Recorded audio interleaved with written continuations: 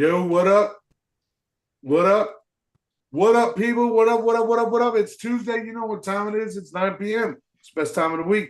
It's your boys, the No Man Fantasy Sports Podcast, coming live from everywhere in your heart, in your mind, in your soul, and in your city. It's your boy, Mr. What Up, man? Yeah, what up, people? You're Scott. what up? What's happening? What's happening? What's happening? Man, I'm just emotional wreck today. You guys know we'll talk about that a little bit later. But coolest man in the room got the shades on. No, them Versace's is fire, bro. You know what I'm saying? Yeah, man. You know what it is, man. Glasses at night, so he can. Yo, what up, Snow? What's up, man? Yo, if you buy Oakleys, you can definitely wear them at night, in the store, outside, in the snow, in the morning. Are Can't those see my official eyes. NoMaam sunglasses, though? Yeah, man. You know, you get them on Zoom. Nice. In the building, straight from the Midwest, causing havoc as he does. He's a terror, but he's so damn good looking. Look at Stino. What up, Stino? What's happening, y'all? What's happening? Y'all doing good, man? Man, it's a day. It's a day, sir. Yeah, we know, man. Hey, man, let me start my my introduction. Soliloquy? Let me start it off by saying to Mitch, man, you know, you done heard it from everybody here a couple times, man, but your daughter gonna be straight out there at App State, man. You and Miss Ava raised her with a good head on the shoulders, man. So I appreciate that, man. That means a lot. Just know that, man. Just know that. We'll talk more. I'm excited, man. In the building, this guy moves around. He's all crazy. Holy shit. He does what he does. He do what he do. He's my man. He's the Martin Scorsese of the No Man family. Mr. J. Curbs is in the building. What's up, J. Curbs? 97 Nebraska. See, don't 97 start. Michigan. Don't start. Big ass glasses. So we're gonna have context to that too here in a second. Straight from the road, doing what he does. You know, just parked the truck. That's my guy. What up, Road Reese? Where you at? Chilling right outside of Savannah, and Nebraska can eat my ass. That's crazy. That would have been message 324 in the group chat. Crazy. Yeah, listen, y'all on a message restriction. All right. Yeah, I mean, so we got a group chat here at the No Ma'am, and on Sunday, it's supposed to be God's day.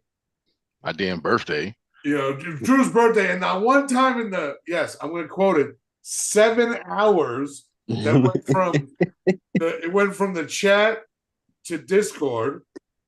Not once did anyone besides me and I think Stino wish Drew a happy birthday. They were focused. Snow did. I did. Snow did. Did you say happy birthday? Okay. I told him happy B-Day. All right. So they got you. Okay. But you know what? Look, because it was fun to me. I was at the movies. Shout out to the Minions, you know, and Gru, the whole family. Great movie. And my phone was going off like I was a 90s drug dealer. I'm just gonna put it out there. So you getting paid? Jared and Reese, the two most stubbornest mules on the podcast, had a conversation. Jared, do you want to start off? Reese, who wants to? Hey, he just needs we're to. Not, hey, listen, we're not going 7 hours. I'm giving you guys like 5 minutes. Yeah, I was about to say, if we giving them the floor, I'm gonna see y'all next week, man. I gotta. You know, okay, I'll just keep it short and sweet. Cam Newton's an overrated college quarterback. We started 97 like Nebraska clears 97 Michigan. Okay. Your retort, keep it sweet, keep it short and sweet, because the nation's waiting for me to introduce them. So, all right, nation, let me just let you know, Jay Curbs is a troll. He is an admitted troll. He's a troll on Twitch. He's a troll on TikTok. He's a troll on Instagram. He's a troll. He goes out of his way to troll people. And I guess Sunday was my day. So I'm going to let it be known.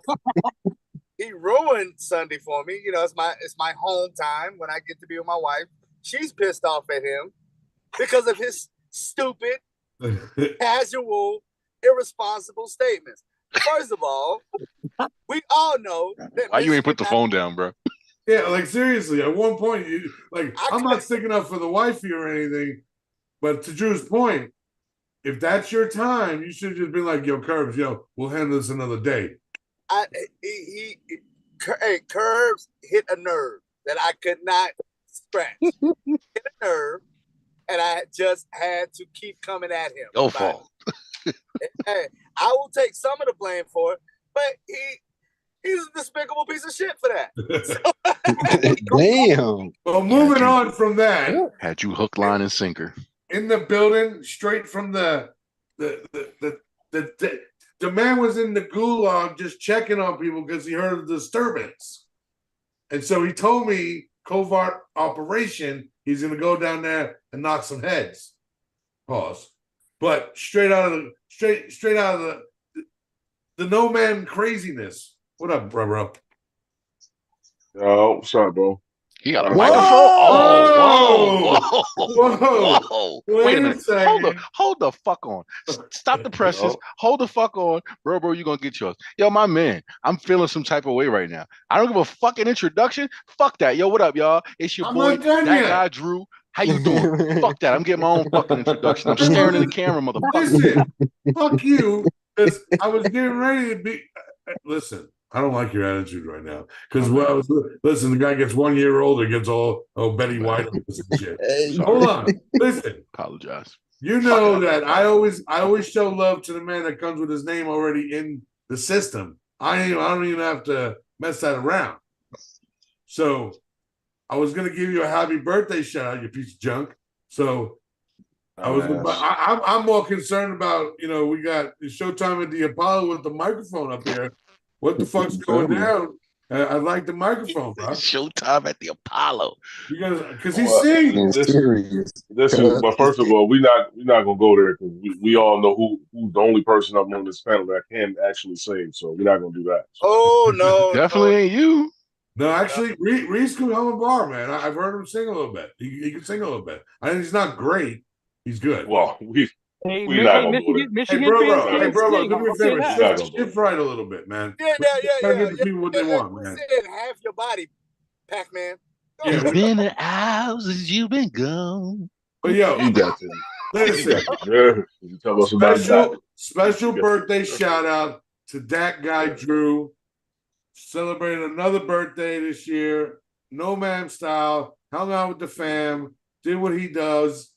Drew, in your infinite wisdom, now that you're 1 year older. 1 year closer to dying. Shut the fuck up, Jared. Can you bestow upon the NoMaam Nation, before I introduce the NoMaam Nation, some words of wisdom, sir? Courtesy flushes go a long way. What I'm talking about, man. Courtesy flushes go a long way. You're not gonna get information like that on any other podcast. I'm just saying it right now. Courtesy flushes. Right now. He is true. He is right. He is correct. I prefer to clog public bathrooms, but that's just me. And you're a scumbag, but we love you for it, Jared. Yeah. We love you for it. Shout out to the NoMaam Nation.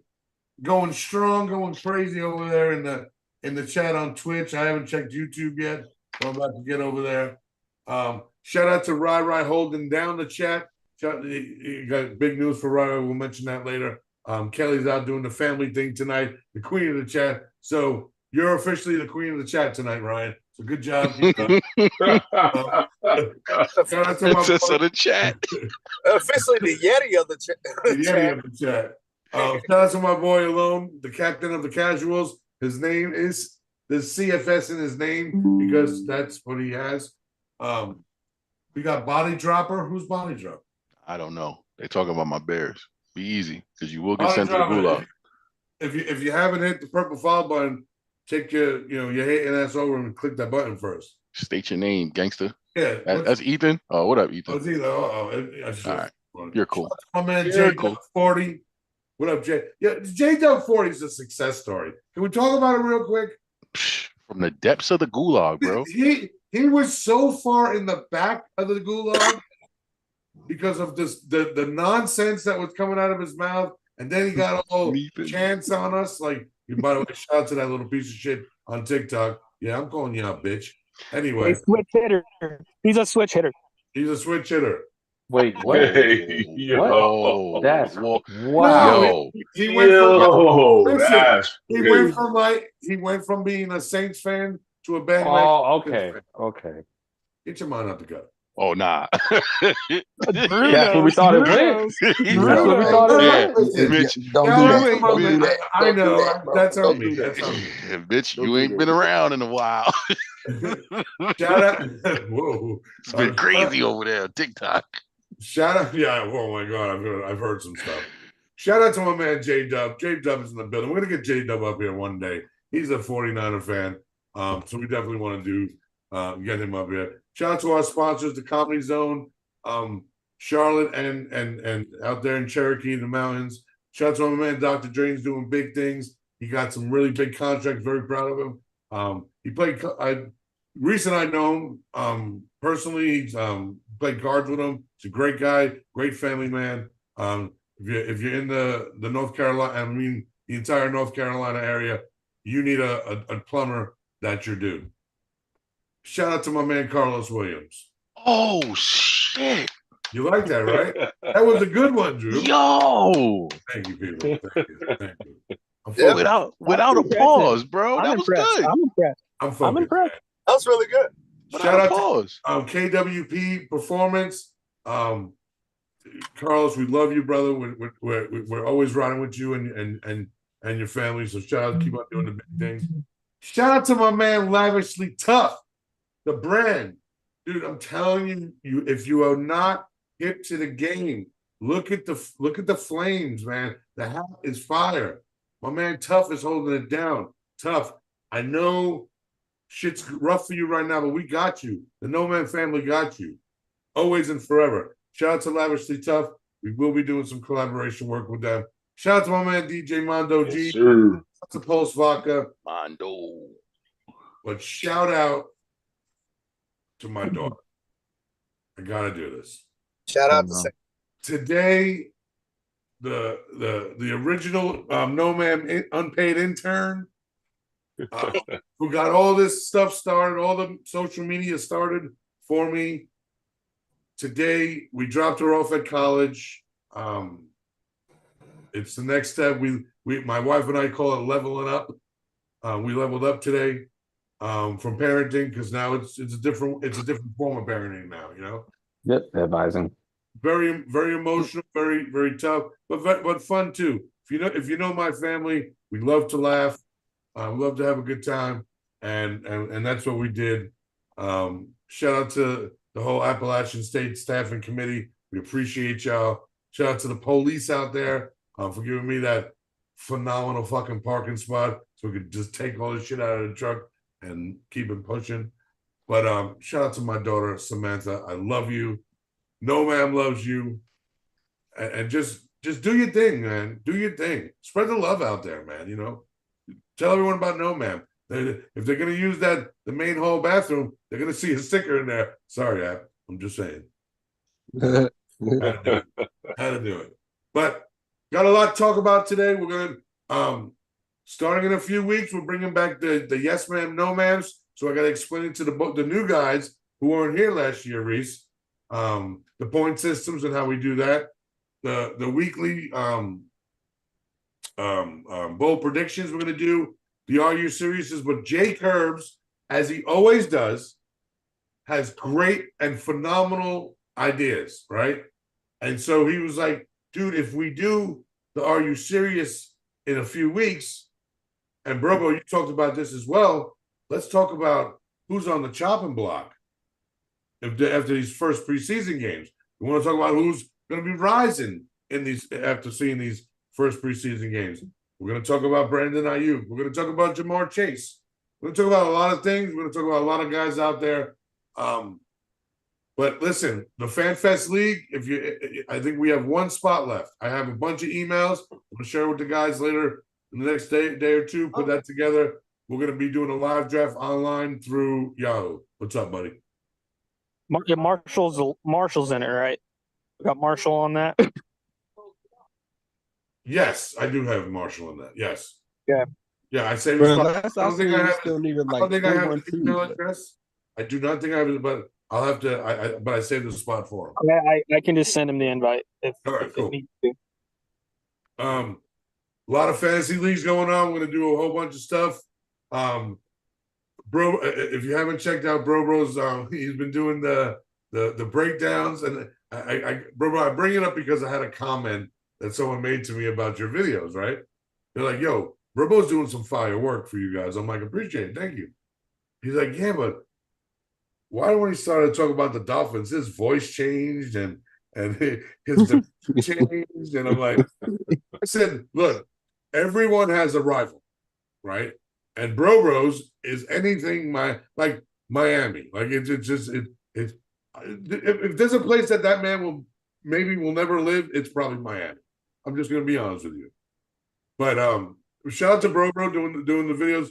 Jared, you Martin Scorsese, and as usual, everyone, the promotions that you do, everyone in NoMaam Nation, everything that you do for the show, we appreciate you. So with that said, let's kick it in the fucking house. Wes is on his way in. He took the wife to get her hair did.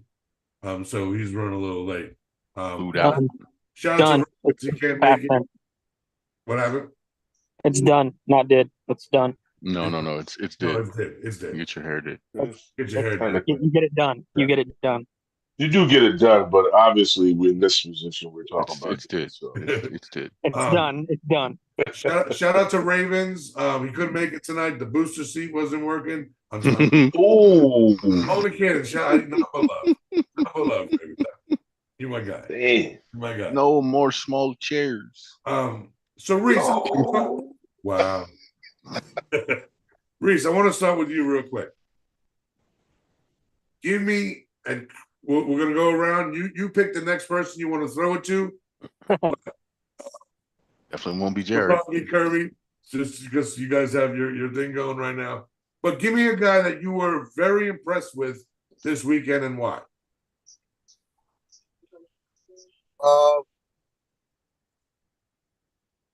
Hate to say it, Bo Nix. Bo Nix. Wow, growth. That's growth, people. He moved the Denver offense. What? 4 scoring drives. Yeah, thinking like 4. Yeah, they scored like 4 out of 5 drives, I do believe. 4 out of the 6, however many he had. Yeah. All right. Situation, what the starter count was, who played, and all that. But as a rookie to come in and look that confident, to look that composed, and to run a team like that was impressive. I get Bo Nix. Who's up next? I'll go with Drew, since he's the Bo Nix fan, so I'll go with Drew next. Shout out to you for that one. Shout out to you for that one. I'm gonna say that running back from Miami. Oh, Jalen Wright. Jalen Wright. Definitely he put his name out there. He took on the task. He was running the ball effectively. Wasn't careless with it. Had a couple, 2 scores, 1 score. Yeah, 1 score.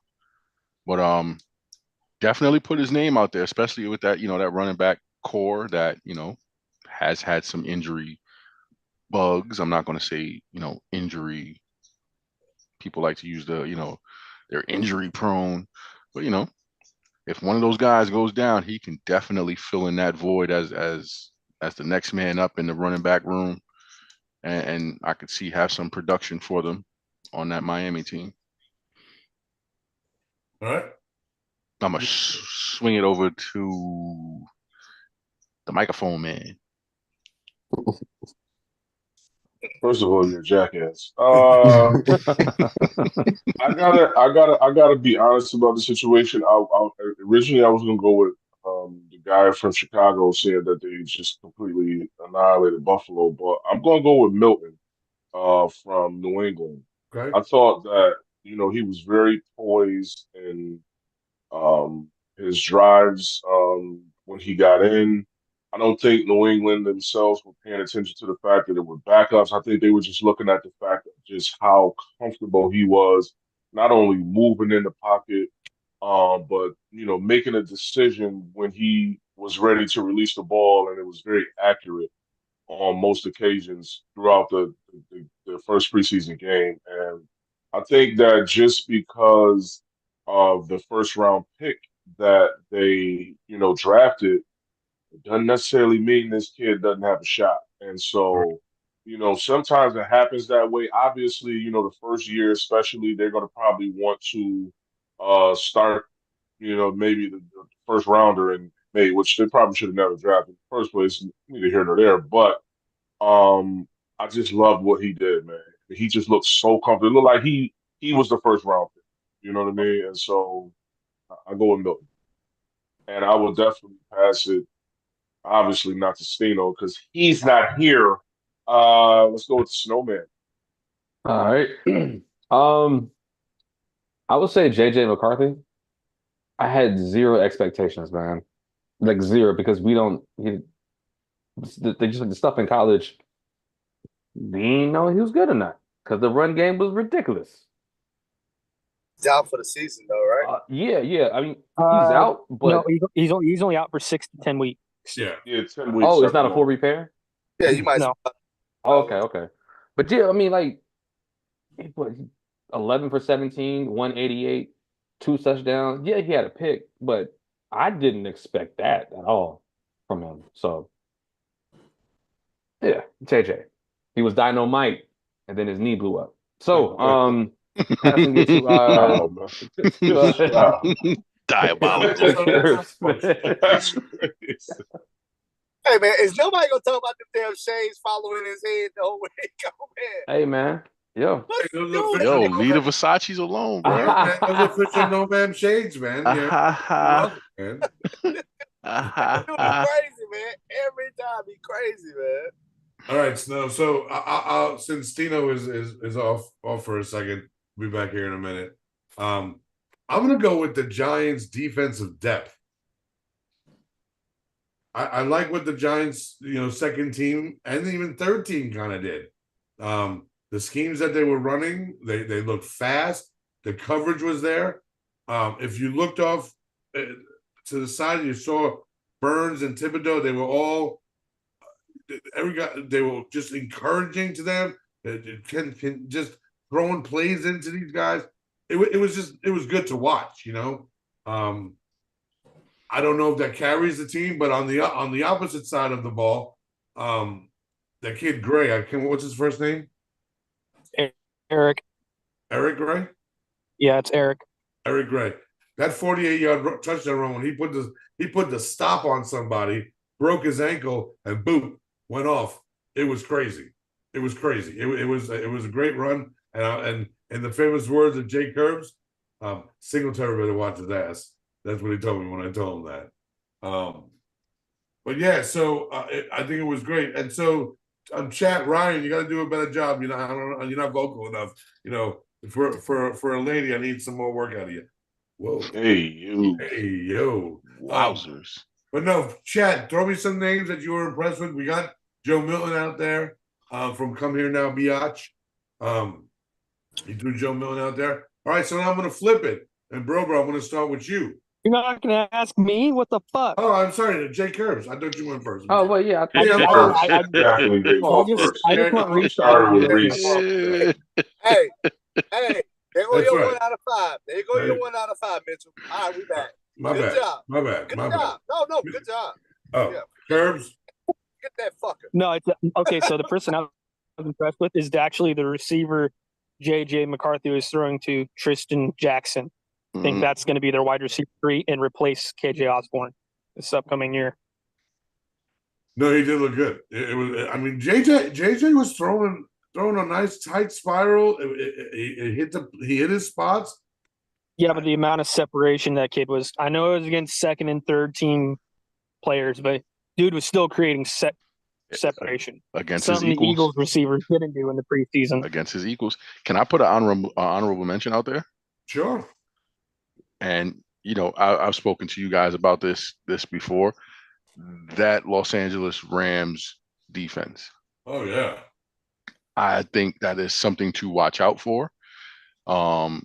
Going into the season, yes, it was their second and third string guys, but like you said, the depth of those guys filling in, I don't think Aaron Donald not being there is going to be that much of a hindrance for that defense. So they only have to replace like 10 sacks and 40-something tackles. So it's not like they had a bunch of production they need to replace from last year. No, right. and I think with Verse and I always forget the other kid's name. I'm not a fan of Fred. I'm not a fan of that kid. Listen, I know you're not, but like we were saying, like I think with the pair of them together, you know, they flow off of each other. They balance each other well. It's similar to the Queen and Roquan situation last year. Them playing off of each other will be effective, and they will produce together. So I think as long as they're, you know, paired up together on that defense, it will be nothing to worry about. I just don't like D linemen with short arms. That's it. You got it. You got it. All right, bro, on you now, man. Sure.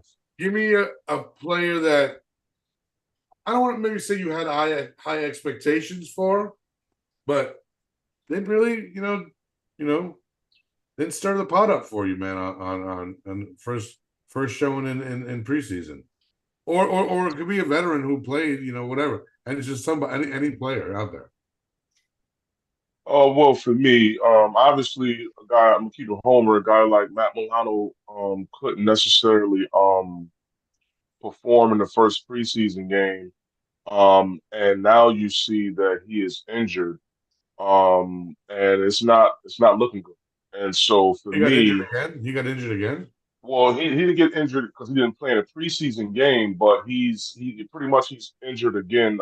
He was pretty much rubbing his elbow after like a position drill, and you know they're thinking that it may not be too serious, but I'm getting it's the elbow.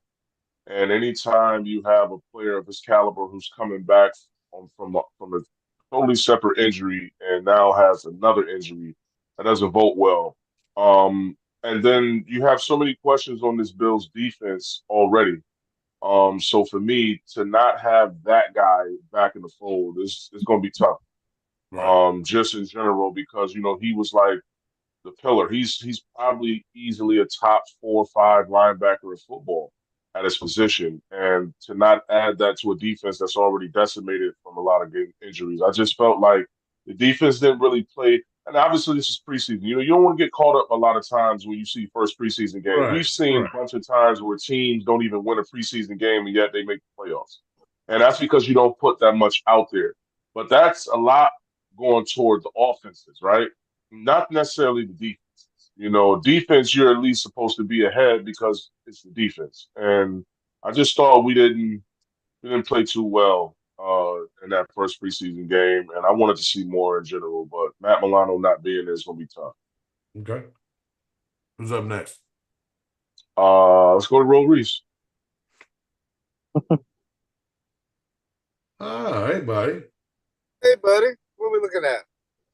Where a performance that you were not impressed with? The third string Panther team. The whole thing. Dave Canales as a coach. Why the hell are you holding back a second-year quarterback in a new system and not giving him reps? That's just stupid. I don't care if you play the defense first team. I don't care if you do any of that. All the veterans. But that O-line that you just built, that you paid $300 million for, and the quarterback that you drafted number 1, he needs more reps than anybody on that fucking team in that new system. Give him reps. Stop. Don't hold him out. Don't do no. He hasn't earned it. He's not Matthew Stafford. He's not. He's not Josh Allen. None of them. He needs reps. Josh Allen played. God, I don't like this, but I agree with you. Fuck. All right, who's up next, Reese? We'll go to Hillbilly Jim's nephew. Damn, Curves. But I'm going with Tyler Steen.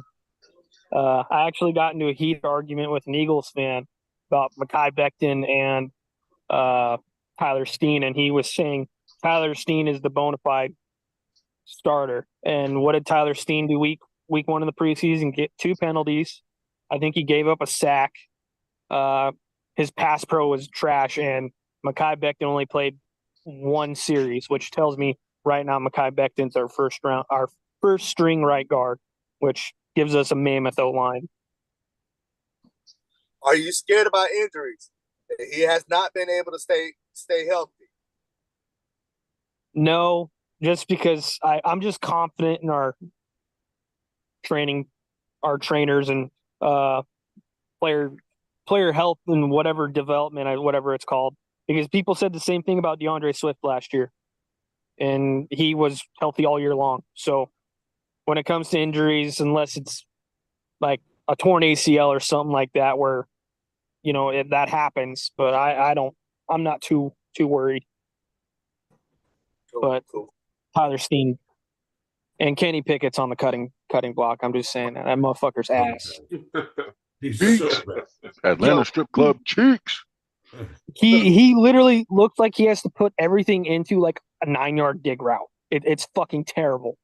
Yeah, like I actually turned the game off. It was so bad. Is that the worst QB class? Kenny Pickett here? Kenny Pickett, Matt Corral, Oh yeah. Malik, But Ritter. High, I mean, so I don't know. Is Brock Purdy in that class? Yeah. that was 18, right? I don't think he. Was Yeah, that 18-19 season? Yeah. he might have been in that class. I'm saying, hey, I would compare because you remember the Christian Ponder class, the class that Cam came in with Gabbert, Ponder, and all them, where like only 1 quarterback, but all of them were first-round picks. At least all those other guys Right. Yeah. got drafted in the 3rd, 6th round. Like those were first-round. Christian Ponder and all them. That was a class full of cooties. Jake Locker, I think, was in the class too. Yeah. He said a class full of cooties. A class full of cooties. Everybody got ringworm in that damn class, bro. Who's all in the Josh Rosen draft class? So I feel like that one was bad too. Oh, Kyler Murray. No, Kyler Murray was a year after. That was Josh Allen's draft. And Baker Mayfield and Sam Darnold, Josh Rosen. All right, Curbs, who's up next, bud? Lamar Jackson. Or was that Lamar Jackson? I'm gonna go with Drew. Yes. I'm going to have to say my Chicago Bears interior O-line. Ooh, We'll trade you Tyler Steen. Man, listen.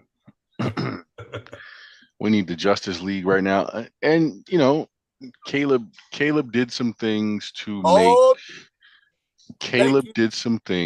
make Reese, shut up. Shut up. Come back. Because you're gonna make it seem like you're gonna yap like I'm a hater, and I've always said the same thing. It's not that I think the kid has great potential to be a very good quarterback in the NFL. However, when his confidence gets and he starts playing hero ball and he wants to plie and throw off the back hip and like I'm gonna be honest with you. That little dump pass, that little dump screen that he threw to Swift, that was pretty. It was real cute. But you want to know something? He'll get maybe 2 of those off in consecutive weeks. The 3rd week he tries it, someone's definitely going to bat that shit down. Or be right in the middle of it and it'll be a pick, right? So I don't want him playing hero ball. And if the Chicago Bears O-line continues to do what they're doing and getting beat up by everybody, it runs that situation for Caleb to play hero ball, and it's not going to look good for Chicago's offense. I'm saying, but for what you're looking at, if he does show and he doesn't have all the weapons, you got your quarterback. If he shows that even in that situation where he's running all over the field, but he's making plays like he did in that game, this shows you got your quarterback. We got a quarterback. A quarterback. I'm not going to say the. Excuse me. Hey, where Jay Cutler is the best quarterback in Bears history. So ain't nothing wrong with that. People talk like it's something bad. He might be the quarterback. We don't know that yet. It's actually Sid Luckman. Shut up. Yo, but ain't it Nebraska boy? Ain't it fair to say also that when you look at how Caleb Williams gets rid of the ball in comparison to Justin Fields, that is an upgrade. Making the decision is something that Justin Fields sometimes didn't necessarily make the decision to let the ball go, regardless of the fact that he didn't have targets like that. And if Caleb Williams, Robo's still struggling with it now. He did it in preseason. I saw the same thing in preseason. He's still doing this. He's still holding the ball. However, and bro, we've had this conversation time in and time out, right? You think about the complexity and how fragile a rookie quarterback is. If the foundation is not set for that quarterback to be productive, and I'm talking about the quarterback position compared to every other position in the NFL. You can have an underdeveloped O-line guy or defensive line guy, secondary wide receiver, middle linebacker, whatever you want. However, the quarterback has to have not only the offensive coordinator, they've got to have the coach, they've got to have the weapons, they got to have the system. Everything has to be it has to be moving at the same equal pace. Justin didn't have that. Now, what I will say is this. With the way it's looking, Caleb has all of those things that Justin didn't have, and they're giving him a bit more success, and it's showing. 7-on-7 is looking good. He's got some, there's some footage out where he's playing on, it's 11-on-11. He's doing his thing, but I just need to see it all in consistency. He went 4 for 7. He had a nice little run. Like I said, he had that screen pass, went for 42 yards with Swift. He threw me and Mitch were talking about it. The pass, like his best pass that he threw the entire night and the entire afternoon. Interior O-line broke down. Guard couldn't block a flea if it came at him. Caleb bootlegged out, and I actually thought he was going to throw the underneath route to Keenan cutting across, but he ended up throwing a dot to Cole Kmet on the sideline, right? Which is a very good throw for him, right? 1 and 2, it was a great read because both routes were open, but the deeper route was there for a first down. So I enjoyed it. All right, so we'll go to you. Stino had to drop off. What about you, buddy? Stino not here. Me? No, yeah. Oh shit. Man. I want to say the Panthers coaching staff on the offensive side. You know what? Yeah, I'll double back on that. It was already said before, but shit. I look, man. I don't know. Since we talked about it, let me ask you: why do you think they sat him? Like, what was the what do you think the reason? Well, okay, so I'm not sure there's a valid reason. Like, so the first thing that came to mind was, all right, maybe he's like a little banged up or something, right? With quarterbacks, you don't want to put nobody out there or with anybody starting. If they're a little banged up, no, we're good. I don't think that's it. Number 2, is the offensive line healthy? I don't know. Well, maybe that's it. No, the offensive line still needs time to gel. Everybody's new. And the third thing that came to mind is this a younger version of Matt Rule? Because that's what Matt Rule did. I'm like, nah, you need to keep these people reps. If Patrick Mahomes playing, Josh Allen playing, Justin Herbert didn't play, but he in the boot. And the number one concern they have on this team, because you sold everybody to make sure that he succeeds, is Bryce Young. I'm scared that you're hiding. I'm scared they're hiding him. Right, but if they're hiding them, I mean, hey, when Arch Manning come out? Oh, that's what I'm saying. Next year. I'm gonna tell. Like I told Drew. This is his year. He playing for his job. As a Panther fan, he's playing for his job. If we get the first pick, Bob Bryce, I don't give a shit. I'm not gonna do that. Justin didn't have all this. Bryce didn't have all this. Not one bit. Hey, if he puts us in position to get somebody that can take him out, that's his fucking fault. Ooh, here's one more thing too. A lot of fans do think that if Andy Dalton would have played, we would have won more games. Oh, I ain't gonna say. We probably would. We still wouldn't have made the playoff. We still True. But it's also like the fact that they won games. But Andy's a veteran. Okay, that's one thing. He could deal with the fact. We talk about that one game that Andy played. No, wait. He threw for 400 yards, but had six. Right. He had like 5 interceptions. Wait, hold up. Didn't they sell us on that? That's what Bryce was, right?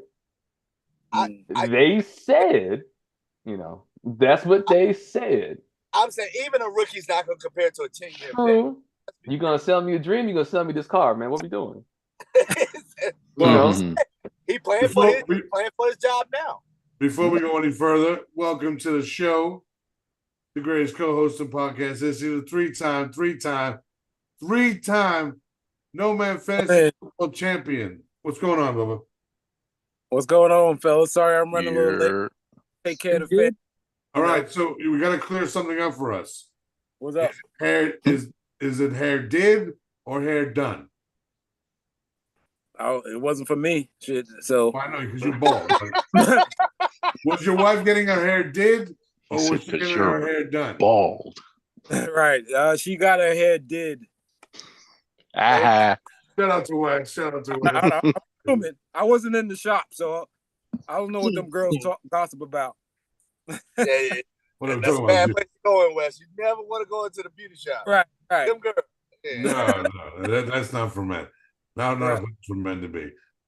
Wes, we're talking. We went through who everyone's was happy with their performance. Like they were, good performance. Although it doesn't have to be a rookie, be anybody. And now we're talking about not so good, the opposite side. So who would you say was you were just like, I can't believe garbage, like straight Barsuda? I hated my second string defense. They made JJ McCarthy look all world. But bad knee and all. I mean, like I said, I'm not trying to bag on JJ. I think he's gonna be a good quarterback. I saw things in him. I didn't know he was that fast as a runner. Neither did his knees. And he made some good throws. Like I said, it was blown cover, but still making throws. He made throws. So like I said, I like the rookie quarterback. I was impressed with a lot of them, not all of them, but I kind of jumped in on this Bryce Young conversation. I'll piggyback on that. I'm mad they didn't play him. The excuses they thrown out, I don't agree with it. The Panthers treated Bryce like they won 15 games last year. This team won 2 games. The boy need to get all the reps, even if he got one drive or one quarter. Like the Panthers aren't in no position to be sitting quarterbacks. Like Canales' excuse was he wanted to see what 40 through 45 was. Hell, I need to see 1 through 40 what we got there, because 1 through 40 only got me 2 wins. I don't need to know. Yes, you can see. Well, I need to see 1 through 40. 44 to 45 ain't shit. We saw that last year. I don't need to know. They trying to make. Are you crying right now? We got no camera. I'm sorry. I'm crying. I am breaking down. Sandy's in college, Mitchell. Sandy's in college. Congratulations, college, man. No, and so I'm trying to go back. So what started the morning off is your boy down there, the greatest co-host. If anyone doesn't know, he's the godfather. Hit him with a tearjerker this morning, fellas. Oh my God, a freaking paragraph while we're driving up in the tsunami. I get this text, hey, this is what I sent Sammy. And then I said, let my wife read it, and she's like, but it's classic West. So anyway,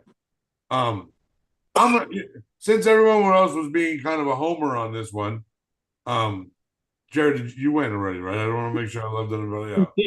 I went. All right. Zach Taylor. Thank you for playing Joe Burrow one series, and Joe looked good. We got a touchdown out of it. Why only one series? What are we seeing?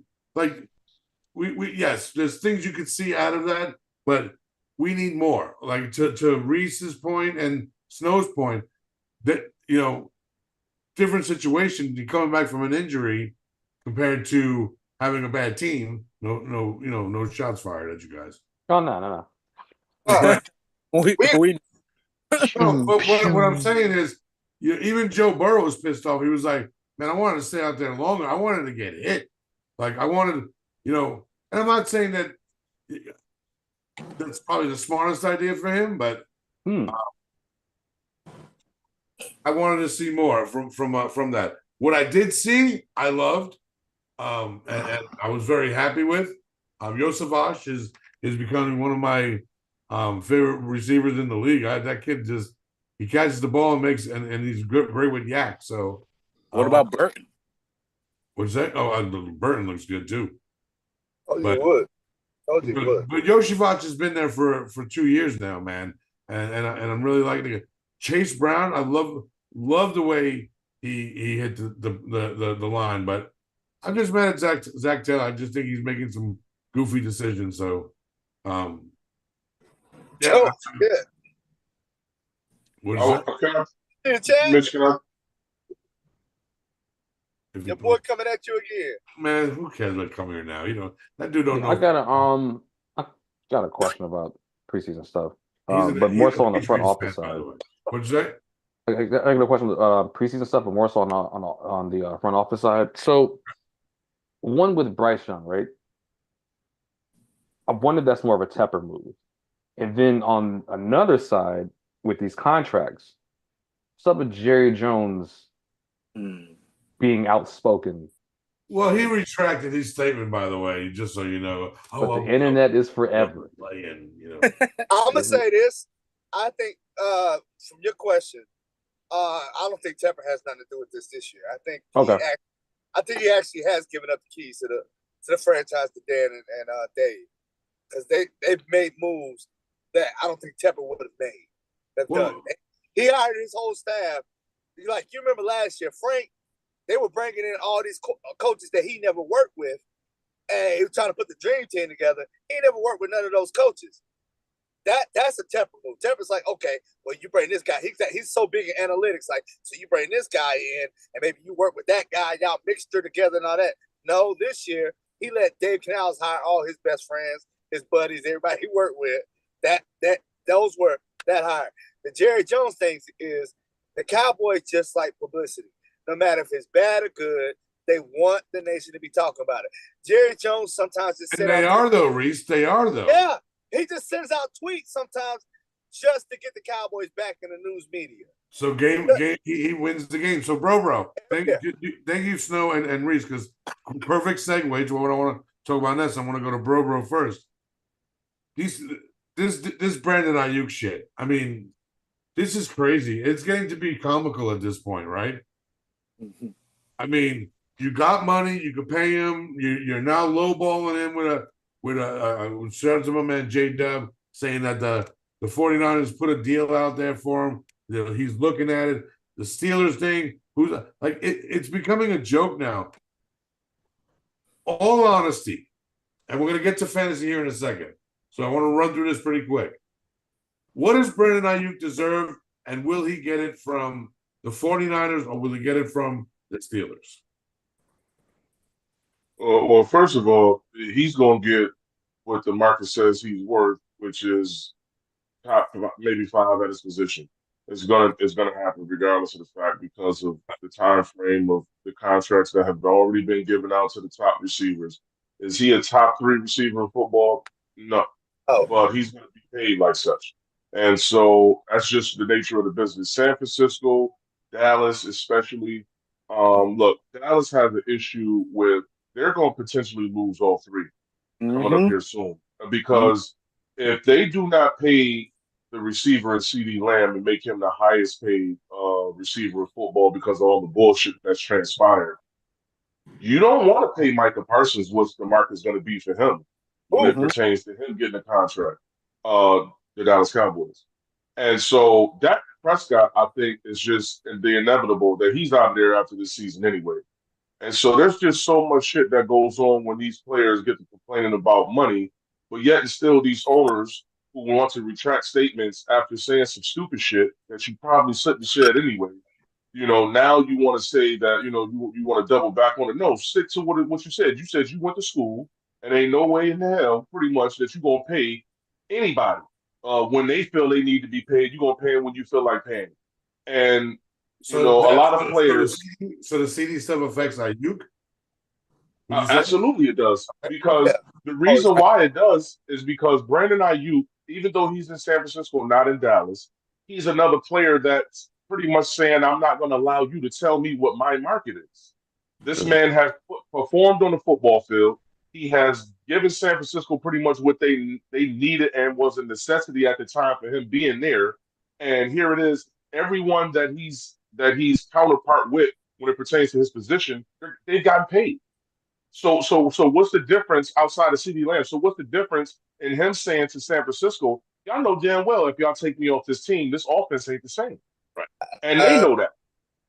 So it's not the same. If the offense was the same, if the offense wasn't the same, they would have never went through the 3-game losing streak they went through last year. They would have never had some of the issues with everybody, bro. You built that kind of team. You can't pay everybody. That's I'm saying. You're a victim of your own success. Everybody being that good, everybody wants top money. Unless somebody's gonna be Tom Brady and say, I'm gonna take the cheap deal. You can't pay everybody. You can't. At some point. That's a different topic, though. Yeah, I think. But I'm saying, but that's the point. I think that's what San Francisco's stuck in. They paid Debo. They paid Chris. They paid to get Christian. Christian had the highest running back contract out there. It's hard to make a team when you're paying a running back that much money. So you're paying the running back. Kittle's probably has a top tight end deal. You paid the defense. You got Bosa's. I'm saying, man. They gotta pay. Gotta pay Trent Williams. Yeah, I'm saying you got Trent out there. You got the best offensive tackle in the game. I'm saying they're a victim of their success. You can't pay everybody. Every great team falls into it. You remember Seattle had the greatest defense. They couldn't pay everybody. Michael Bennett had to go. Cliff Averill had to go. But I want to get back to Bro's point because I think he makes a very good point. It's opposite. It's opposite sides of the spectrum, right, bro? Would you say, and Reese, with Dallas and San Francisco? San Francisco, a product like you said of success. Dallas just being a schmuckly ran organization. Right. Yeah, go ahead, bro. Go ahead. Well, I was just going to say that's what I meant by when I was, obviously two different circumstances. You look at CeeDee Lamb, and he's pretty much in a position that if you don't pay CeeDee Lamb, who the fuck you paying that receiver? Excuse my language. Please curse because it gets the point across. And when you talk about Brandon Ayuk, yeah, I do think that the offense would be successful, but again, Brandon Ayuk was one of the bright spots during that 3-game losing streak. Brandon Ayuk was a guy that's very dependable when a guy like Deebo Samuels is out injured or not running the best of routes because he's technically more of a position player when it pertains to getting the ball in his hands than an actual wide receiver, which is what he wanted to be paid as. Because remember, they was taking him, saying they wanted to pay him as a specialist, not necessarily a wide receiver. And so I just look, when it comes to these general managers, they know exactly what they're doing, bro. And the same way that they're trying to set a market to say to Brandon Ayuk, listen, you're going to be at level 3, and that's where we're going to pay you at, and that's where the market's going to be for you out there. So I don't know why you won't just take it. And these players have to fight against that. This is why the market gets set the way it does. This is why these players go above and beyond trying to get more money, because these owners are doing the same thing when the bargain agreements is being put together for the next 10 years. So I'm just saying that when it pertains to these two situations, and Brandon Ayuk and CeeDee Lamb, they may be different in teams, but they're pretty much fighting against these owners or general managers in these markets when they're trying to tell them what their market is. These players need to do what they're doing, because if not, franchise tag, 1-year deal, you get injured, you don't get the long-term deal. Hey, let me tell you this. this is why, and I hate to say this, that I give so much reverence and so much praise to how long and how good the Patriots were. For those 20 years that they dominated like that, or the 10 years they dominated, they knew every time when a player was going to get overvalued in their system, and they said, hey, I'd rather get rid of them before then and get something for them than to keep them and go through this whole fight of contract negotiations and all that. Mm-hmm. They would just like, yo, we're not going to get. Isn't the Eagles guy doing that right now? Howie Roseman? I think but they ain't winning like the Patriots did. But I think but you got to give that time. The Patriots weren't winning like that before Drew Bledsoe. With Drew Bledsoe, and Tom Brady steps in because Bledsoe gets hurt, and then they see what they got with this young kid. They're slowly building a very good team out there, and look what the Chicago Bears are doing. Same coach though. We can say, but their coaching may not be at the same level. Right. We know Eberflusy Moosey over there is not. Not Eberflusy. The guy from Philly. Oh, Nick Sirianni. Man. Yeah. That's the difference. But it also is, the Patriots built a culture where they were winning so much that players just wanted to come and play so they can win. They became the team that you chase a ring with.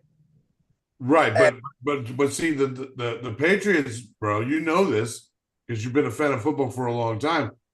Belichick had to have the right personnel and the right staff around him, and maybe the right support around him because he wasn't that dominant in Cleveland, and he comes from a great tree with Bill Parcells, right? Right. So the success was there. Me personally, and I'm not an Eagles fan like that, but I like Sirianni. I'm going to say this. Why you say that Cleveland Brown team he built won a Super Bowl, a couple years? Yes. All those players. Yes. But I don't think they were ready for his style the way that Robert Kraft was ready to bring in Belichick. Let him have right. You're right. So bro. So I'm gonna throw a name at you. So I want to continue the CeeDee Lamb joint, right? If now with what we're hearing, he's retracted his statement, whatever, and then I'm going to be honest with you, and you and I have had this particular conversation. You smell a little setup, like just to create that drama, because take it off of, we had a bad draft, we got a washed up running back in our backfield. No one's really thinking about us. Let's create some drama, because LOL to me. The response from CeeDee Lamb, I would have expected more. But if a deal gets done, does it make deals easier for a Jamar Chase? I'm going to throw a different name in there for you. I don't think it necessarily affects Jamar Chase. I think Jamar Chase is going to get paid regardless. I think they're just waiting for to see specifically if Brandon Ayuk's deal gets done. I don't necessarily think they're concerned with CeeDee Lamb because I think Chase is going to be in that one range for his deal. Right. I don't think he's going to be. And so basically what I'm saying is Brandon Ayuk will be under, CeeDee Lamb will be next, and then Jamar Chase's contract. I don't see it being the opposite way. And so, look, when you have an owner who is clearly past what he once was with not only affecting the team, being a success for the team, doing exactly what the team needed. Remember, Jerry Jones used to go get those controversial guys, and they would still be stars in Dallas. He's not even doing that. He said during the offseason that they were going to swing for the fences. They were going to make sure that they go out and do some. They did shit. So when you have 3 potential players who are as great as Dakota's been for his bum ass in Dallas, CeeDee Lamb coming out the gate and being the great wide receiver that he has been, Micah Parsons pretty much reinventing of what we see the edge position, and he's paying none of them. Right. He's not paying none of them. That don't make sense, bro. Well, so I want to go to Drew. I want to go to Drew then. Drew, why do you think he's not paying? What do you think is going on there? So, contrary to what everybody believes, I think Dak's era in Dallas is up. This is his last hurrah. Whether, whether they make it far or don't, this is Dak's last hurrah. And I've said this before. It reminds me of the Tony Romo situation. I think he's going to just let the contract bottom out, let him go wherever he wants to go, do whatever he wants to do with this, after this season, because they're in a bind, even if there is some form of, extra pay in the bargaining agreement that comes their way. It's already been said Dak is not taking a cut. Dak wants to get paid. He shouldn't take a cut. And rightfully so. So I think the number was up to like. Smile at me for saying that shit. I think the number was up to like 60, right? That he wanted a year, and I don't think Jerry's paying him 60 a year. No. So Dak's going to go somewhere else, and the two smarter guys that you should be paying is CD and Micah, because those are the two best players on your team on either side of the ball. Okay. You got a couple of guys coming up within the next 2 to 3 years in the draft that can possibly fill in as young guys and be your quarterback, of the future, if you're looking at it that way. There may be some guys, that are bridge quarterbacks in the market. A couple of quarterbacks signed some 1-year deals this year. And, I'm throwing this guy's name. I'm not a big Daniel Jones guy, but if the season pans out the way I think it's going, and he ends up becoming the bench warmer, the Gatorade guy, you could look to New York trying to say, you know what? Hey, we'll take a couple of conditional 5th, 6th rounders. You take him off our hands, and you can do whatever you need with him. So, don't think Trey get a chance first? Who? Trey Lance get a chance first. I mean, right now. after the showing that he had, like, Trey really didn't do anything to jump off the page. Right. Trey is still showing that, and not to bring his name up, because I don't like talking to sports guys and the analysts, but Colin Cowherd has not been wrong with what he said about Trey Lance from the jump. He struggles with reading the field.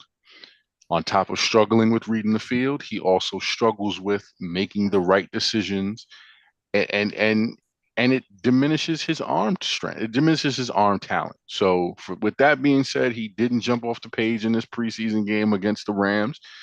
Rams had him flustered in that pocket. He made some bad throws and didn't connect when he was supposed to. So I don't think they believe in Trey Lance enough to say, you know what, we're going to give you the keys to the Maserati and you can drive and do some donuts in the parking lot. I don't think so. Yeah. Wes, I know you were going to say something earlier, and I want to get to Curbs, because Curbs is in that division, and I want to see what hit. I mean, we know what his take is because he hates everything Cowboys. All right. But what does it do for that division outside of the Eagles? But Wes, I want to go to you first. Yeah, I just want to bring it up, Mitch. Remember we used to have a conversation when Lamar Jackson was in his contract, and you're like, owners paying, but the team not having success. I think this is basically that conversation, Mitch. Jerry Jones don't want to pay those players because he hasn't got the success he wants. He doesn't have that chip. So reset. Well, I'm not saying reset, but he's trying to wait this game out as long as he can. Like, if he can get those guys to play this year and then not win, then, he's like, okay, I don't have to pay. Like, I don't think it's smart him not to pay at least 2 to 3 guys, Dak aside. But keeping the same coach too. That's crazy. Well, that too. But I think Jerry's like, I'm not going to give y'all top dollar for just coming in second or, in the division or not winning. Right. I think he's playing that game, that he wants to be that owner to stand his ground, because I know they've been 12-5 the last, 3 years, but they ain't over the hump. They keep stumbling at the same point. And okay, I think so I love that. I love that, Wes. And point. That's what they stumble at. Well, hold on. And Curbs, I'm going to throw it to you on that point. Great regular season team, You hit the playoffs, you're a bunch of schmucks. You can't do anything. What do you pay guys like owner? Right. What do you do? What do you do as an owner? Well, first off, who's available? That's good. Who are you confident in signing to replace Dak? Listen, who are you willing? He may reset it. Kirby, he may reset it. I'm not saying he will. Like but this is what Jerry Jones. Jones. Like drafting somebody. Right. He may reset it. He may flip those guys in the draft to move up. There's not a quarterback I'm confident in coming out of college for another 2-3 years. 2-3 I would years. say. All right. I don't know if you want to. All right. So okay. So there's a situation. They have two good quarterbacks. Penix looked good, right? He looked decent in his preseason game. Decent. Yeah. I'll say so. You got Kirk Cousins. You got Penix. I mean, does that come into play? No, that ain't giving up. He may want somebody with better than that. Kirk. So okay. So going back to my original question then. Outside of your Eagles, right? Because I think we all agree that the Eagles should hands down win that division this year. The secondary comes, yeah. What does this do for Dallas? All this distraction, all this crap. I'm going to say this: they're going to have a rough year. And I think Dan Quinn's going to be out for revenge. I'm just going to say that. Cowboys better watch out for the Commanders. I'm not very high on them though. I think actually the Giants will get them this season. But I'm pretty. The Giants are a little bro. We're 21-7 against them since 2010. So, ouch. Little bro is crazy. They've only beat us 7 times in 14 years. So. And you took Saquon. It's still bitter. It's still the fucking century. My thing is this, and Wes and I have had arguments about this, and because again, I'll ask Snow, I'll ask Kurt, I'll ask everyone on this panel, everyone in the NoMaam Nation, answer me this question: if you're an owner, what is your goal? Win a championship. Would you all agree with that? Money. Yeah. Wait. Right. Hold on. Talk about. I'm an owner. My goal is to make as much money as I possibly can. Thank you, Reese. Thank you, Reese. What happens when you win championships, Reese? You make money. Well, look at the Cowboys. The Cowboys haven't won a championship since the 90s, and they're a profitable fucking franchise. Mm-hmm. But because they have a fucking wackadoodle fan base you give them hope. They're coming back. That stadium, bro. That stadium is $1 billion stadium. Nice. That stadium is nice. And they're still making money. So we can all agree then, for years, and we got to say this because of the regular season, that Jerry Jones has been putting out a good product, right? For the regular season. Good, yes. I'll say good, yeah. But that place was packed when he put out a bad product. That place was still packed. He's making it. Well, because they have a look for what it's worth, as neurotic and crazy as that entire fan base is, and they are neurotic and crazy. They go to support. And you know who I say the Cowboys are, right? I say they're the Nebraska Cornhuskers of the NFL. No, they're fucking. Okay, all right. Here we go. Lord have mercy. Everybody's compared to Nebraska. Get the fuck out. Yeah. Lord have mercy. They won championships in the 70s and 90s. Sing them out on that one. Yeah. Here we go. No. Well, technically, hold on, pause. The Raiders are the Notre Dame of the NFL. Notre Dame of the NFL. Listen, explain to me why you say that. Explain to the world why you do that. Think what? That the Cowboys are the Nebraska Cornhuskers of the NFL? Because they were only successful in the 70s and 90s. Dropped off since.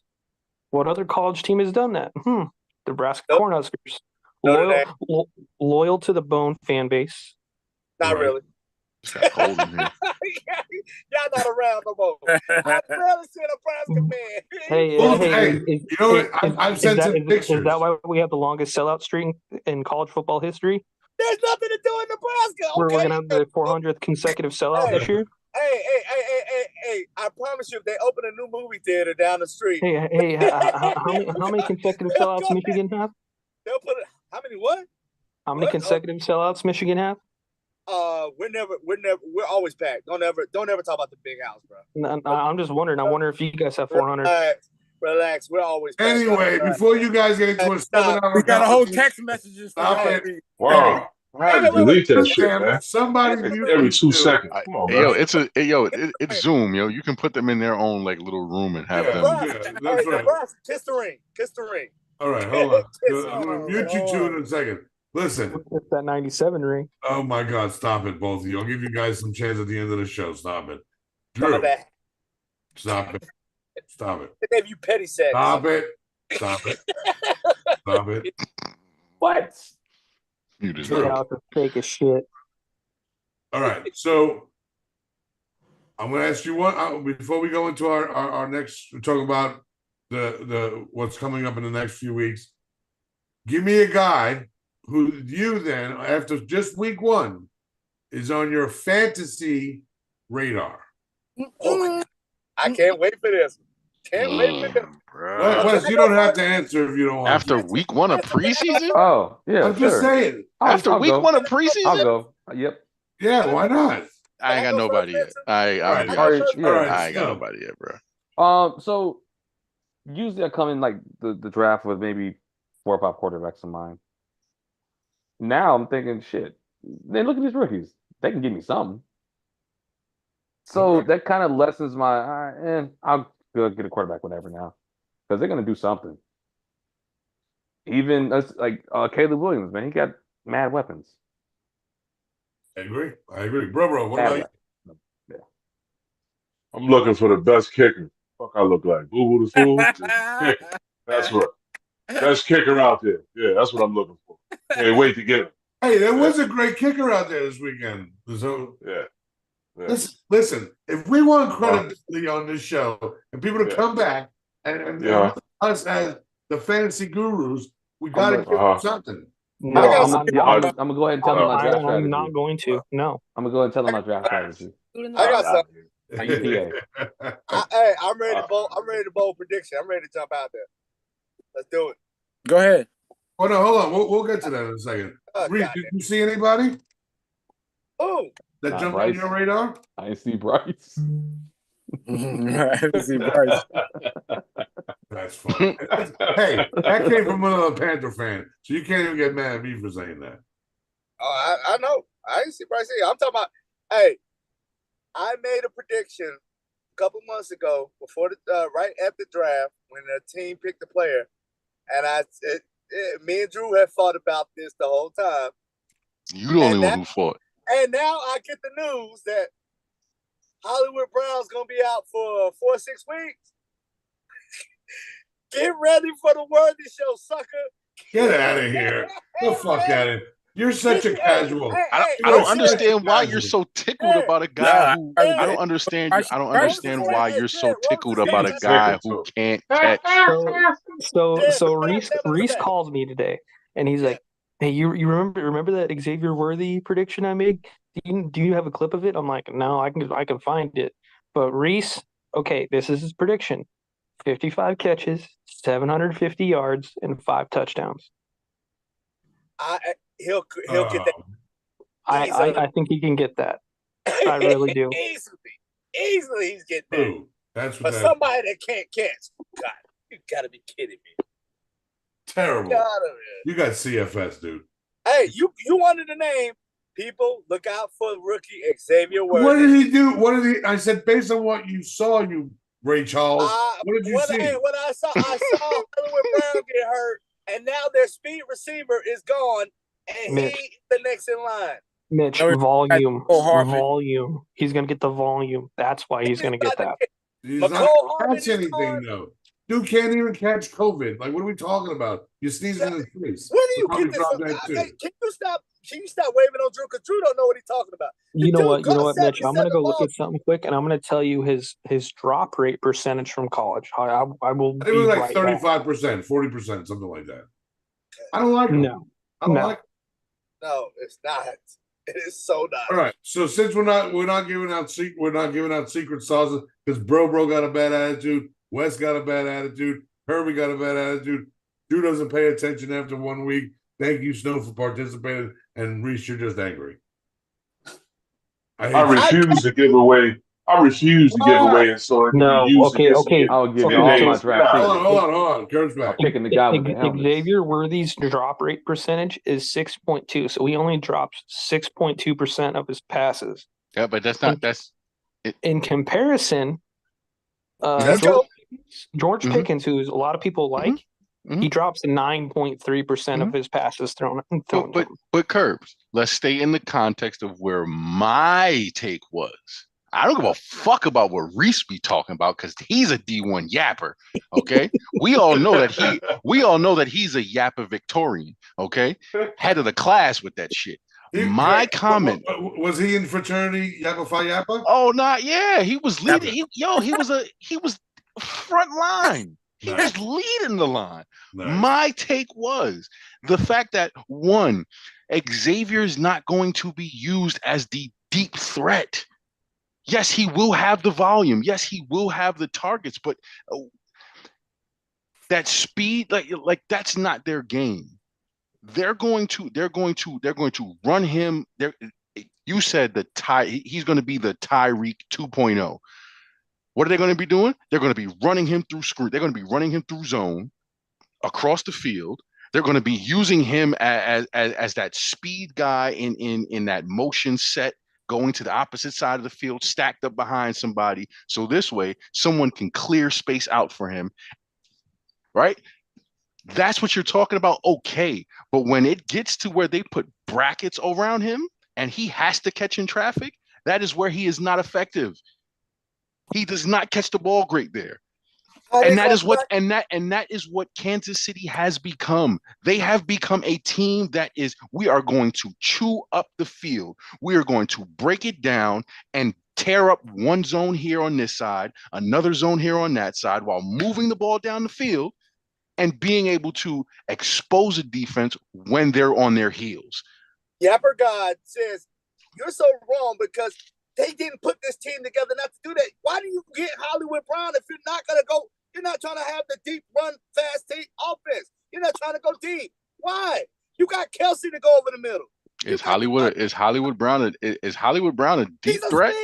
Yes. That's what yes. Speed and being a deep threat is completely different. Two things. There's two different things. I didn't say he's not a deep threat. He's a speed guy.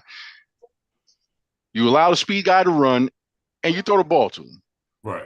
A deep threat is a guy that plays that he play every route is top of the tree, post, corner, and like everything from six and up. Everything from 6 and up. That's him. Yes, that's not Hollywood Brown. That's not Hollywood. That is Hollywood Brown. A double move does not make you a deep threat. A double move does not make you a deep threat, bro. What are you talking about? That's got him has made that, tried to make that. A double move does not make you a deep threat. That makes you an elusive receiver with speed to create space. That does not make you a deep threat. Mike Evans is a deep threat. Keenan Allen is a deep threat, bro. Keenan Allen's never been a deep threat. Oh my God. You just said Keenan Allen's a deep threat? Keenan Allen is more. All right, so shout out to my man Dally for being a new subscriber on YouTube. Shout out to Dally. Welcome to the NoMaam Nation. Appreciate you, bro. Anyway, moving on before Reese has the coronary attack, and we want to talk about what's to come. I just want to say thanks for the content, guys. That's gonna be a good video. Oh, hey, that's a 14-hour conversation. Thank you for doing your research, because I'm going to say this. If Keenan Allen's deep threat, why was Mike Williams the one they throwing the ball deep to? He was the deep threat in San Diego, not Keenan Allen. Keenan Allen Mike Williams was the jump ball guy. The jump ball deep threat. Keenan Allen was the possession receiver. He got all the jump balls, everything. You can still be a deep threat. You can still be a deep threat and beat possession. Like, Allen has what are you talking about? What do you? Never been a thinker. All right, there, guys. Hey, guys, pay attention to the Worthy show, and pay attention to the Worthy show. That's all I'm saying. All right, so when we start the season, obviously we talk about we're going to do the Are You Serious? We're going to do chopping blocks, all that stuff. But the meat and potatoes of what we do is our yes ma'am, no ma'ams, right? Those are our stardom situms. We work over point system. 1 point per correct, 1 point negated for you wrong, right? It's easy, very simple, right? The rules of engagement of what we do. Look, if Lamar Jackson, we'll use what happened last year. Shout out to my man Jay Luck. Dakota Prescott, as we all know, in fantasy last year, he was an automatic stardom, right? The panel tends to stay away from the automatic starts. Now, I'm not telling you guys to not pick a yes man of this guy, because if you do pick the top tier guy, Wes, tell them the rules. What do they have to finish? They got to finish. Was it top 3 or top 5? Top 3. Top 3. It was top 3. Top 3, right. I learned the hard way. With A.J. Brown. So, for instance, if Christian McCaffrey is healthy, and you pick him as your stardom, because he's going to have and here's a situation of where you would say this, right? You have him in a league. You're looking to get some crazy points, and he's playing the bum ass Lions or whatever, right? And because I got to put the Lions because their second string defense is garbage. We got to talk about the Lions when we're done with this, though. I got something to ask you guys. Perfect. So if you pick that guy, he has to finish in the top. If you pick a top guy, he has to finish in the top 3. Okay. We'll keeping score. This is talking shit rights for every week. And then we have our weekly bowl predictions. Now, Reese and I have seriously roasted people off of this. Don't come with some bull. These are bold predictions. If it ain't Sriracha, we don't want your mild bullshit. We want habanero. We want Carolina Reaper. We want some spicy shit. We want some bold predictions. And it could be 3 games that you pick, 4. I don't care what it is. That's your bold prediction. And again, on a point system. So, NoMaam Nation out there, if you want to participate, right? Put it in the chat. You just got to put it in the chat. I'll be mad in the chat, but I'll be keeping a track of everything on official NoMaam paper. That's how we do it here, But it's for bragging rights, and we have fun with this, right? The yes ma'am, no ma'ams, and the bold predictions. I think I said Sam Howell like 8 weeks last year. I ain't gonna lie.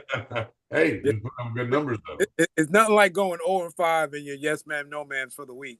It's terrible. It's terrible. The no ma'ams it's usually the no ma'ams that usually get us. But then I want to do segments, and so, bro, you're an AFC East guy.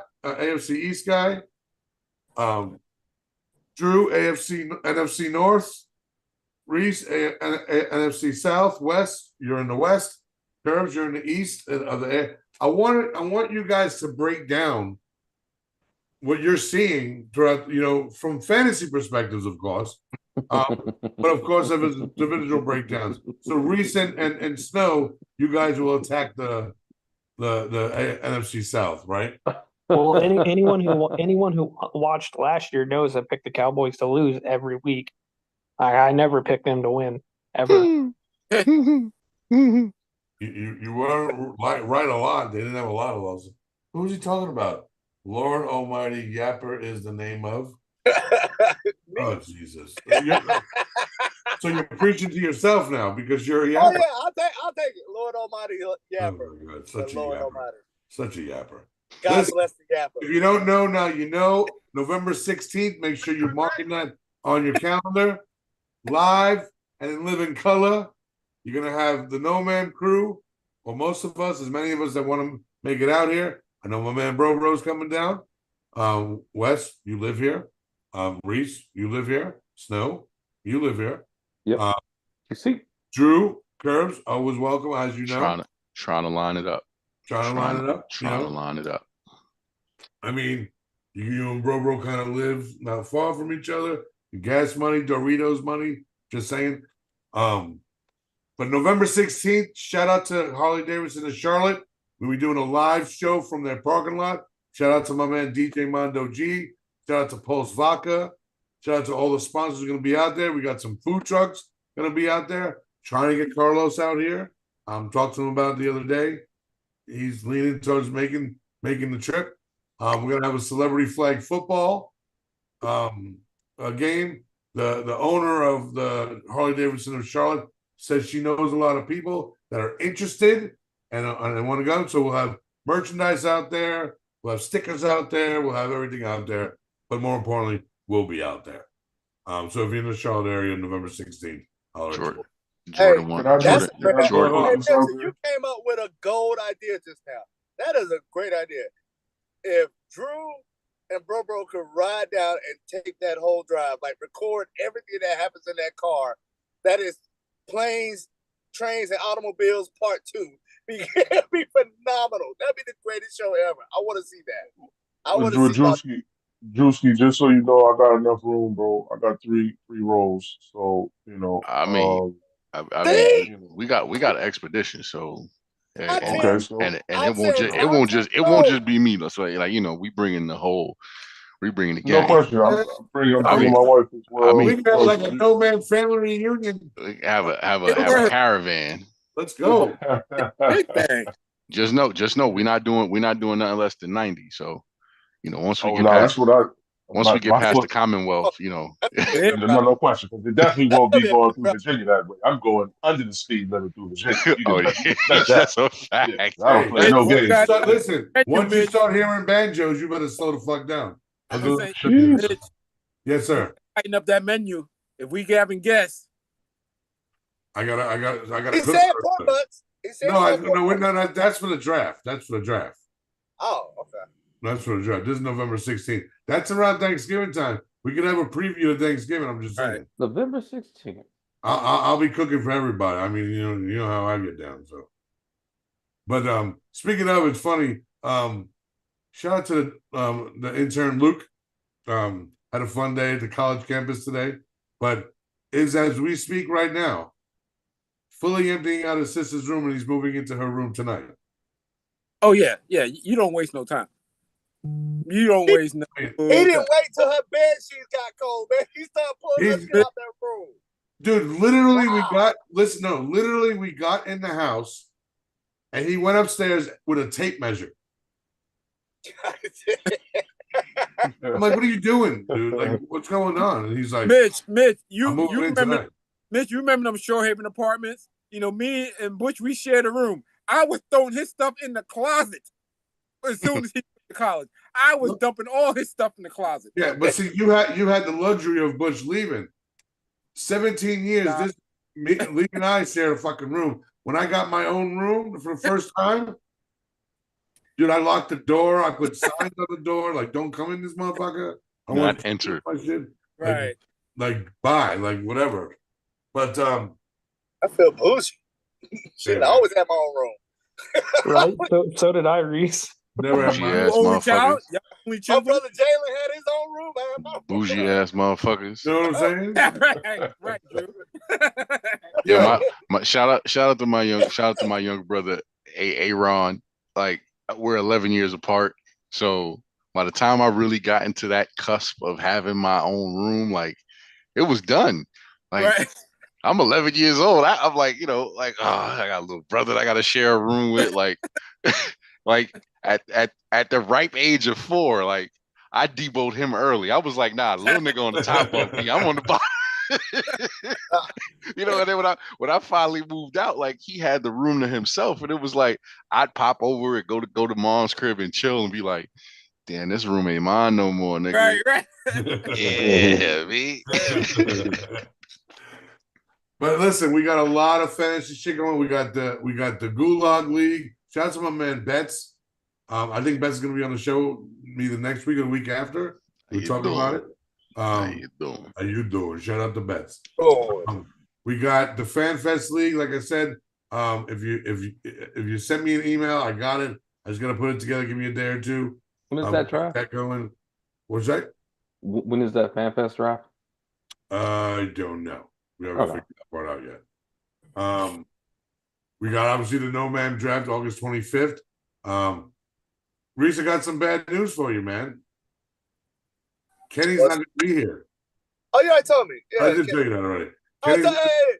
Kenny's going down to Fort Lauderdale for a business trip. Like, really, Kenny? Really?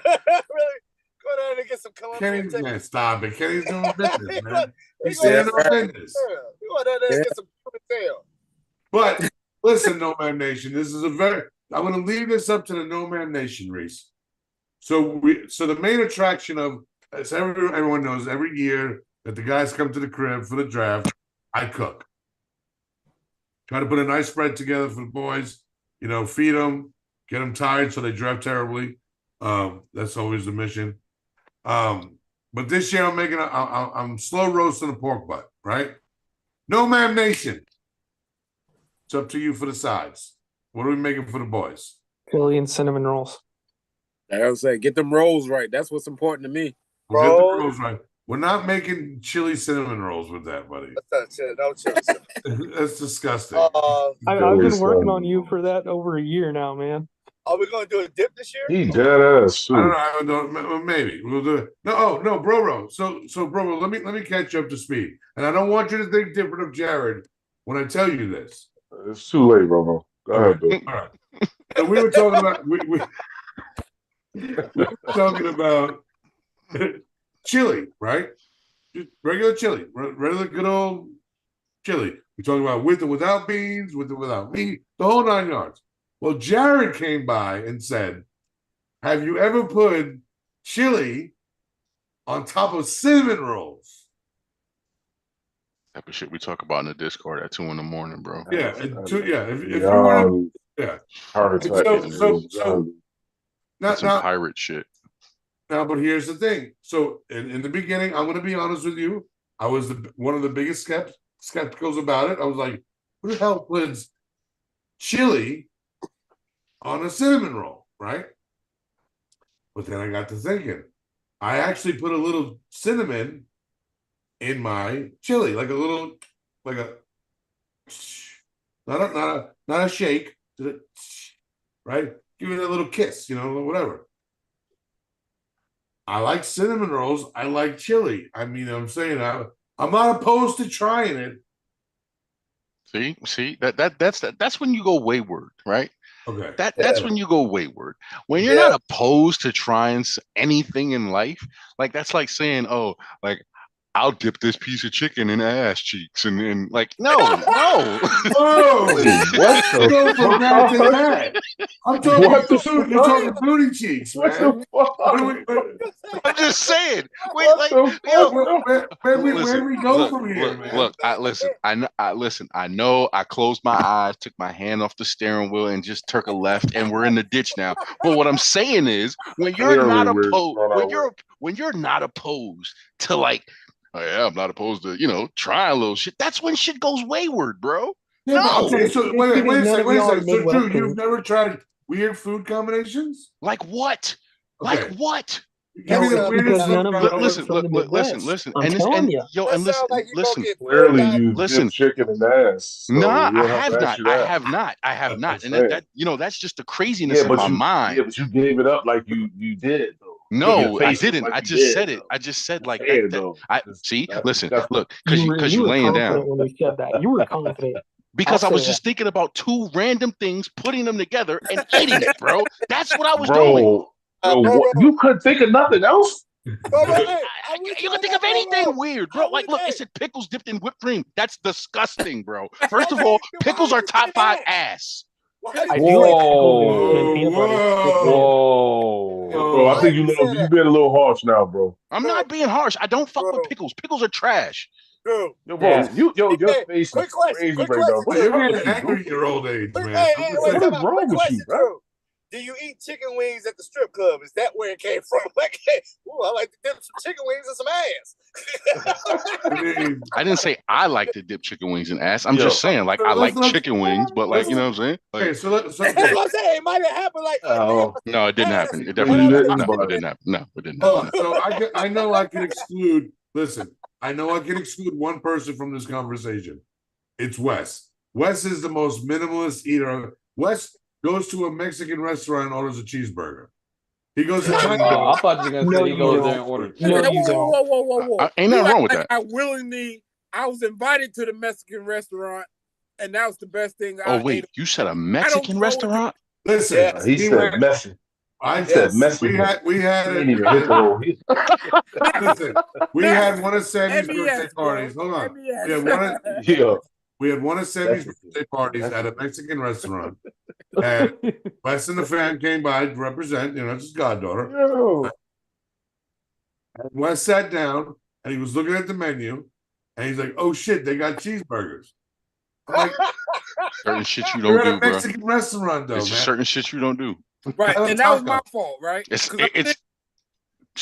can at least put a cheeseburger together, man. The meat, I don't even know what meat they scrounged up together to put a cheeseburger. Pause. Taco, it was taco meat, bro. Right. Scrounged up meat, bro. What's going on? I think they had a taco burger. I think That's they had what you a patty had. in the back room. How did the wait staff look at you? How did the wait staff look? Yo, Drew, hey, bro, this went bad.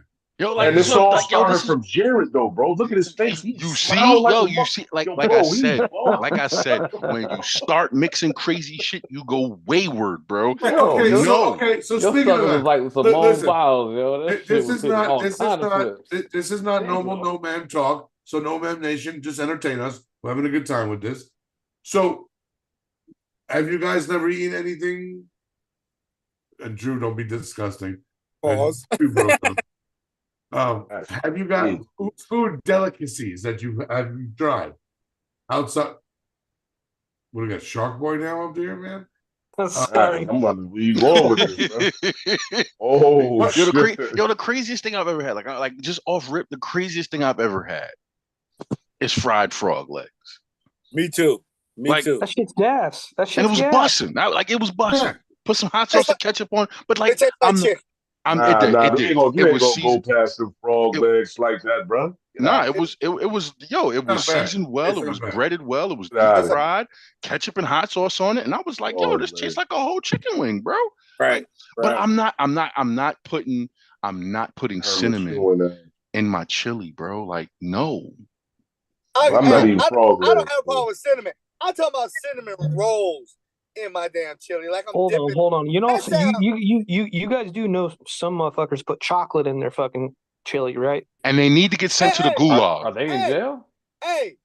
Oh, that is a disaster waiting to happen right there. That's what that is. My wife put sugar in her grits, and I hate her for it. I like that. So first of all, that's not. Listen,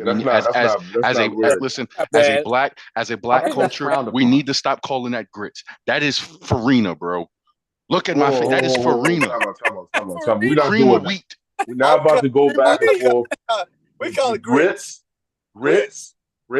that has black pepper as well as a little bit of sugar is not bad, bro. Especially when you compare it. Yo, mute your mic. Do me a favor, bro. Take the batteries out your mic and just stop talking for like 35 seconds, bro. Please. We are not about to disrespect grits like that, bro. The only thing you're supposed to listen. I'm gonna run down the things that you can put in grits. Salt. Cheese. Butter. Yes. Butter. Yes. Salt. Yeah. Pepper. Yo, my man. Listen. And if you want to be wild and brazen, you can put a little ketchup and hot sauce in that motherfucker. But sugar does not go in grits, bro. Time. What you're not gonna do is you're not gonna try to slide ketchup in, pause, and then try to make it seem like that's normal. Because that's not. You can. You can't. No, you can't. I'm putting ketchup in my grits before I put sugar in my grits. You could have said. I don't even know how ketchup even got on his steak. What are you talking about? I mean, I've seen people put ketchup in their grits. I'm just saying, I have never done it. I've seen people do it. But I'm not putting sugar in my grits, bro. Shrimp. No. You could have said any of that. Why would you say hot sauce and ketchup? Not together, bald bean. I'm just saying, as a list. What the fuck? Yo, get on. Listen, you're on Sunday, man. I need you to get on Tuesday, motherfucker. Weirdo, you already did the chicken and ass thing. Now you God damn, just because you assimilated them together. Like, what the fuck? I was with you, then you went too damn far. First of all, Ryan in the chat, you're supposed to put a little spoon of sugar in your tomato sauce, in your meat sauce, so it gets that acidity out. So I don't know what the hell you talk about in the chat, homeboy. He's from Indiana. They don't know sauce in Indiana. Let's meat sauce. What's he got going on? Hey, what is you mean? Indiana state food? Like, I just need to know. Leftover corn from Nebraska. Funnel cakes. Shout out to funnel cake though. I'm not even gonna hold you with some ice cream and whipped cream on top. Yeah, okay, now that's good. I'm saying, why are you trying to make chili sweet? What are you trying to do with the chili? Well, wait a second. Now, hold on a second. Now I want to say this. You know this, Reese. You live in an area where the people fight over mustard-based sauce, vinegar-based sauce, ketchup-based sauce, barbecue. Yes. Ain't nothing wrong with that's not the same. Okay, that's not the same. That's not. No, you're adding a dessert to a food that doesn't need a dessert. Like you just you put it together. Chili, if the chili is all right, now what's the weirdest quesadilla again? What's the weirdest quesadilla? I'm sorry, you said out the Ravens, man. I said you want to put ice cream in the chili too? Yeah, you're good. You're good. Yo, and listen. I'm be real with you. If chili is all the way spicy, and I'm talking about hot, I'm not talking about spiced up to the point to where, but if it's all the way hot to the point to where you could add a little brown sugar, I wouldn't be mad at that. A little bit of brown sugar, right? But I'm not putting no white sugar on no chili and no cinnamon roll. Look at that face right there, boy. Shout out to that face right there. Aloni Maroney. He looked like the Lion King right there. That shit look crazy. Yo, I'm gonna be honest. I'm gonna put him out there like that, bro. This was right after he got robbed last night. Oh my god! Damn. Yeah, they broke into Brogue's crib, bro. Yeah, they broke into his crib. Took his couch and his chair, bro. Yeah, but left his TV and PlayStation. That was a setup. What? Oh, man. Shout out to the neighborhood crackhead. Shout out to Alone, man. That's what they want to be comfortable? Like what are we talking about? Like the neighborhood crackheads, bro. That's neighborhood crackhead shit right there. Yeah, that's a neighborhood. That is crackhead shit because they figure they can come back in another couple of days and get the rest of it. Get the rest of it. They ain't have enough hands. That's simple. Hey, I can use this to sit on the corner and ask for dollars. Yeah, bro. I out this motherfucker. I want to they'll take his fan next and just sit there and take all the light bulbs out. Listen, NoMaam Nation. I appreciate y'all. Like I said in the chat earlier on the Discord, I appreciate you guys. Great day, tough day. Pork loin sandwich. Oh, I love pork loin sandwiches, man. That's not a problem. Yeah, I know. I'm make a peanut butter pickle sandwich after this. I'm saying for what you said. Bro, get your nasty ass out of here, man. Yo, Jared, like yo, Jared, like, what's up? You good? What, you don't like peanut butter pickle sandwiches? Yo, first of all, I'm allergic to pickles. That's one. That's the reason why pickles are ass. And two, like, bro, that don't mean and two. Yo, listen, they ass to me, bro. It's ass. I don't fuck with it. It's ass. Are you ready for me to trigger you more? I use crunchy peanut butter when I make them. Yo, you're disgusting in life, my boy. Like, yo, do me a favor. Listen, take the parachute, just wrap yourself around it, and like wrap the parachute around yourself, and then just jump, bro. Cool. Who eats crunchy peanut butter in life? I do. Yo, what the absolute fuck? Yo, I know you got yo. How many bathrooms you got, Jared? Because one is definitely not enough. The shit you put together, boy. You gotta he alternates. Crunchy peanut butter, that's bro. Alternate. Hey, Jared gonna say, that's terrible. Let's have spaghetti and apple pie and put it together. What the fuck are you talking about? I mean, I might if it's a sweet marinara. Oh, on that note, NoMaam Nation, we love you. Every Tuesday night, 9 p.m. Eastern Standard Time on Twitch, on YouTube. but more importantly, in your heart. We love you, NoMaam Nation. Peace. Only DC fans eat crunchy